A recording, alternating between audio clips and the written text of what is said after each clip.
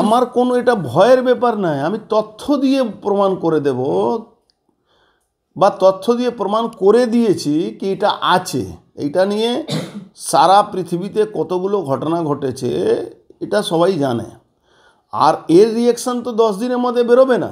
কিসের রিয়াকশন? এই যে কেমিক্যাল রিয়াকশানের কথা যেটা আগেবার আমি বলেছিলাম, এর রিয়াকশান তো 10 দিনের মধ্যে বেরোয় না। আপনি লক্ষ্য করেছেন, আমি যাওয়ার আগে লাস্টবার যখন গিয়েছিলাম তার পরের দিন আমি একটা টেস্ট করিয়ে রেখেছি। আর শরীরের মধ্যে যদি কোনো রিয়াকশান দেখা যায় সেই দিন থেকে 3 মাস 4 মাসের একটা ডিউরেশন থাকে, কোথাও কোথাও 4-5 মাসও থাকে, বেশিরভাগ সময় 3 মাসের মধ্যে থাকে। তাহলে তার একটা রিয়াকশান বোঝা যাবে। এই জন্য আমি এটা আমাকে কোর্টে যেটা প্রমাণ করতে হবে তার জন্য তো আমাকে টেস্ট করাতে হয়। আজকে যে যাচ্ছেন কালকে কি তাহলে গতকাল কি টেস্ট করেছেন কিছু মেডিকেল? না, আমি তো 10 দিন 15 দিন আগেই তো টেস্ট করিয়েছি। আচ্ছা, তো আমি এই যে আজকে ডাকলো, এই ডাকার 2 মাস মানে লাস্ট ডাকা থেকে 2 মাস মধ্যে আমাকে আবার একটা টেস্ট করাতে হবে। কি টেস্ট সেটা? এই পুরো শারীরিক টেস্ট হয়, যেটা kidney test, liver test, blood test, সমস্ত রকম টেস্ট হয়, হার্ট রেসপিরেটরি টেস্ট, আপনার ওই হার্টের টেস্ট সব করাতে হয়, ব্রেনের টেস্ট সব করাতে হয়। এটা আমরা করিয়ে রেখে দিয়েছি যাতে কোনো ধরনের কোনো ঘটনা ঘটার আগে আমাকে কোর্টে তো প্রমাণ দিতে হবে। আমি তো মুখে মমতা ব্যানার্জির মতন মুখে ওই ওপিডি তৈরি করে দিলাম, গল্প সাজিয়ে দিলেন যে হসপিটাল তৈরি হয়েছে 30 বছর ধরে, 20 বছর 25 বছর ধরে, সেখানে ওপিডি নেই, উনি ওপিডি নাকি তৈরি করে দিচ্ছেন। তো ওনার মতন তো আমরা মিথ্যা কথা বলতে পারবো না। আমরা আমাদের সঠিক তথ্য দিয়ে কথা বলতে হয়। আজকে বেরিয়েছে কি আবার টেস্ট করতে যাবেন? না, ওর একটা ডিউরেশন আছে, এক মাস। এটা পরপর আমাকে প্রত্যেক মাসে টেস্ট করাতে হয়। ইস্যুটাই ভিত্তিহীন, 4 ঘন্টা সময় নষ্ট করা।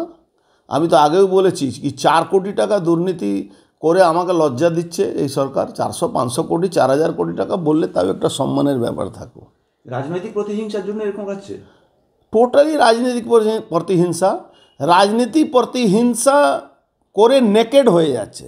রাজনৈতিক প্রতিহিংসা করে কোনো লাভ হলে তাও একটা ব্যাপার থাকতো, কোনো লাভও হবে না। আর সারা বাংলার মানুষ দেখছে যে মমতা ব্যানার্জি সরকারের মধ্যে দুর্গাপূজা পান্ডাল ভেঙে দেওয়া হচ্ছে, মূর্তি ভেঙে দেওয়া হচ্ছে, কালী পুজো ভেঙে দেওয়া হচ্ছে, ছট পুজো করতে দেওয়া হচ্ছে না, গঙ্গা আরতি করতে দেওয়া হচ্ছে না, তার জন্য কোর্টের পারমিশন লাগছে।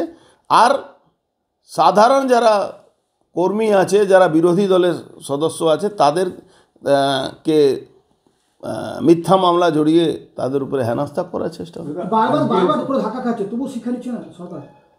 দেখুন, মানুষের সময় যখন খারাপ আসে না, তখন এইসব নিয়ে শিক্ষা নেয় না।